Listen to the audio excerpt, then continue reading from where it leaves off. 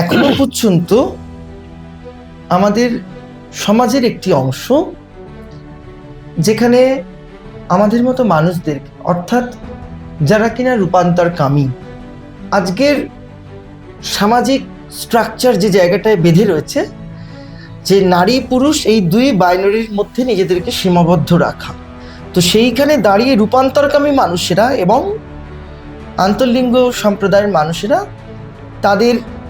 আচার আচরণ সবটাই এখনো পর্যন্ত একটা গোষ্ঠীর মানুষের কাছে যেন বড় অদ্ভুতুড়ে মনে হয়। আবার একটা বড় ধর্মীয় কনসেপ্ট রয়েছে, যারা মনে করেন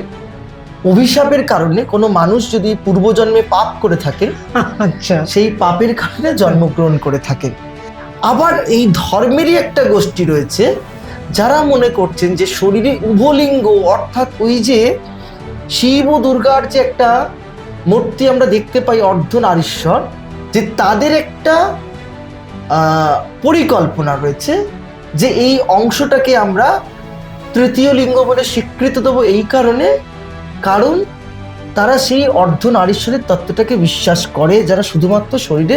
উভলিঙ্গ নিয়ে জন্মাচ্ছে।